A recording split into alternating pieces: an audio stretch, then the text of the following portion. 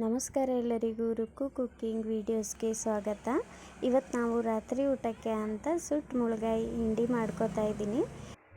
ತುಂಬ ಕಡಿಮೆ ಸಮಯದಲ್ಲಿ ಹಾಗೆ ಈಸಿಯಾಗಿ ಮುಳುಗಾಯಿ ಹಿಂಡಿನ ಹೇಗೆ ಮಾಡಿದ್ವು ಅಂತ ನೋಡ್ಕೊಂಬರೋಣ ಬನ್ನಿ. ನಾನಿಲ್ಲಿ ಮೊದಲಿಗೆ ಒಲೆ ಮೇಲೆ ಉರಿ ಹಚ್ಚಿದ್ದೀನಿ. ಈಗ ಇದೇ ಉರಿ ಮೇಲೆ ನಾವು ಮುಳುಗಾಯಿನ ಸುಟ್ಕೋತಾ ಇದ್ದೀನಿ. ಇಲ್ಲಿ ನಾನು ಮುಳುಗಾಯಿನ ಈ ರೀತಿಯಾಗಿ ಒಲೆ ಮೇಲೆ ಇಟ್ಟು ಸುಟ್ಕೋತಾ ಇದ್ದೀನಿ. ತುಂಬ ಚೆನ್ನಾಗಿರುತ್ತೆ ಈ ರೀತಿ ಸುಟ್ಕೊಂಡ್ರೆ, ಬೇಗ ಮೆತ್ತಗಾಗುತ್ತೆ ಮುಳುಗಾಯಿ. ಈಗ ಇದ್ರ ಜೊತೆಗೆ ನಾವು ನಮಗೆ ಖಾರಕ್ಕೆ ಎಷ್ಟು ಬೇಕೋ ಅಷ್ಟು ಮೆಣಸಿನ್ಕಾಯಿನ ಸುಟ್ಕೋತಾ ಇದ್ದೀನಿ. ಮೆಣಸಿನ್ಕಾಯಿನ ಈ ರೀತಿಯಾಗಿ ಒಂದು ಕಡ್ಡಿದೊಳಗೆ ಸಿಗಿಸಿ ಮುಳುಗಾಯಿ ಜೊತೆನೂ ಒಟ್ಟಿಗೆ ಸುಟ್ಕೋಬೋದು. ನಾನಿಲ್ಲಿ ಅದೇ ರೀತಿಯಾಗಿ ಎರಡು ಒಟ್ಟಿಗೆ ಸುಡೋ ಥರ ಸುಟ್ಕೋತಾ ಇದ್ದೀನಿ. ಮೆಣಸಿನ್ಕಾಯಿನೂ ಮೆತ್ತಗಾಗಬೇಕು, ಹಾಗೆ ಮುಳುಗಾಯಿನೂ ಸಹ ಮೆತ್ತಗಾಗಬೇಕು. ಆ ರೀತಿಯಾಗಿ ಹೈ ಫ್ಲೇಮಲ್ಲಿ ಸುಟ್ಕೋತಾ ಇದ್ದೀನಿ. ಮೆಣಸಿನ್ಕಾಯಿನೂ ಸಹ ಚೆನ್ನಾಗಿ ಸುಟ್ಕೋಬೇಕು ಇದ್ರ ಮೇಲೆ.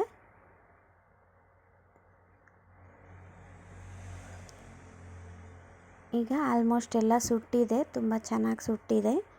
ಈಗ ಇದನ್ನು ನಾವು ಮೊದಲಿಗೆ ಮೆಣಸಿನ್ಕಾಯಿನ ಒಂದು ಪ್ಲೇಟಿಗೆ ಹಾಕ್ಕೋತಾ ಇದ್ದೀನಿ. ಮೆಣಸಿನ್ಕಾಯಿ ತಣ್ಣಗಾಗಲಿ.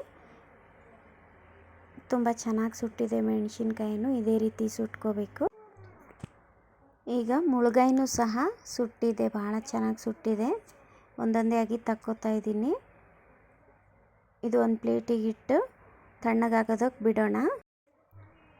ಮುಳುಗಾಯಿ ಮತ್ತು ಮೆಣಸಿನ್ಕಾಯಿ ತಣ್ಣಗಾದರೆ ಇದ್ರ ಮೇಲಿರೋ ಸಿಪ್ಪೆನ ತೆಗಿಯೋಕ್ಕೆ ಈಸಿ ಆಗುತ್ತೆ. ಈಗ ಆಲ್ಮೋಸ್ಟ್ ತಣ್ಣಗಾಗಿದೆ. ಮೆಣಸಿನ್ಕಾಯಿ ಮೇಲಿರೋ ಸಿಪ್ಪೆನ ಈ ರೀತಿಯಾಗಿ ನಾವು ತಕ್ಕೋಬೇಕು, ತುಂಬ ಈಸಿಯಾಗಿ ಬರುತ್ತೆ. ಇದು ಸುಟ್ಟಿರೋ ಸಿಪ್ಪೆನ ಈ ರೀತಿ ತೆಗೆದುಕೊಂಡ್ರೆ ನಾವು ಚಟ್ನಿ ಮಾಡೋಕ್ಕೆ ಈಸಿ. ನಾನಿಲ್ಲಿ ಮುಳುಗಾಯಿ ಹಿಂಡಿ ಮಾಡೋಕ್ಕೆ ಒಂದು ಅಗಲವಾಗಿರೋ ಬೌಲ್ ತಗೊಂಡಿದ್ದೀನಿ.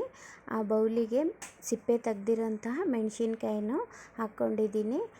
ಈಗ ಅದಕ್ಕೇ ನಾವು ಸುಟ್ಟಿರೋ ಅಂಥ ಮುಳುಗಾಯಿನ ಸಿಪ್ಪೆ ತೆಗೆದುಬಿಟ್ಟು ಕ್ಲೀನಾಗಿ ಈ ರೀತಿಯಾಗಿ ಅದೇ ಬೌಲಿಗೆ ಹಾಕ್ಕೋತಾ ಇದ್ದೀನಿ. ಮುಳುಗಾಯಿನೂ ಹಾಕಿದ ನಂತರ ನಾನಿಲ್ಲಿ ಒಂದು ಟೊಮೆಟೊ ಹಣ್ಣನ್ನು ಅದೇ ಉರಿ ಮೇಲೆ ಸುಟ್ಟಿದ್ದೆ, ಅದನ್ನು ಸಹ ಸಿಪ್ಪೆ ತೆಗೆದು ಹಾಕ್ಕೊಂಡಿದ್ದೀನಿ. ಟೊಮೆಟೊ ಹಣ್ಣು ಹಾಕಿದರೆ ತುಂಬ ಟೇಸ್ಟ್ ಇರುತ್ತೆ ಚಟ್ನಿ, ಹಾಗಾಗಿ ಹುಳಿಗಂತ ಟೊಮೆಟೊ ಹಣ್ಣು ಹಾಕ್ಕೊಂಡಿದ್ದೀನಿ. ಈಗ ರುಚಿಗೆ ತಕ್ಕಷ್ಟು ಉಪ್ಪು ಹಾಕಿ ಕೈಯಿಂದನೇ ಕಿವುಚ್ಕೋತಾ ಇದ್ದೀನಿ. ಈ ರೀತಿಯಾಗಿ ಮುಳುಗಾಯಿ ಹಿಂಡಿನ ಕೈಯಿಂದನೇ ಕಿವುಚ್ಕೊಂಡ್ರೆ ತುಂಬ ಚೆನ್ನಾಗಿರುತ್ತೆ. ಹಾಗಾಗಿ ನಾವು ಈ ಥರ ಮಾಡ್ಕೊಂಡ್ವಿ, ತುಂಬ ರುಚಿಯಾಗಿ ಬರುತ್ತೆ. ನೀವು ಮನೆಯಲ್ಲಿ ಒಂದ್ಸರಿ ಟ್ರೈ ಮಾಡಿ. ಜಾಸ್ತಿ ಇಂಗ್ರೀಡಿಯೆಂಟ್ಸ್ ಏನು ಬೇಕಾಗಿಲ್ಲ. ಈಗ ಇದು ರೆಡಿಯಾಗಿದೆ. ಲಾಸ್ಟಿಗೆ ಸ್ವಲ್ಪ ಕೊತ್ತಂಬರಿ ಸೊಪ್ಪನ್ನು ಫ್ಲೇವರಿಗೆ ಅಂತ ಆ್ಯಡ್ ಮಾಡಿದ್ದೀನಿ. ನೋಡಿದ್ರಲ್ಲ, ತುಂಬ ಈಸಿಯಾಗಿ ಬೇಗನೆ ಕ್ವಿಕ್ಕಾಗಿ ರೆಡಿ ಆಯಿತು.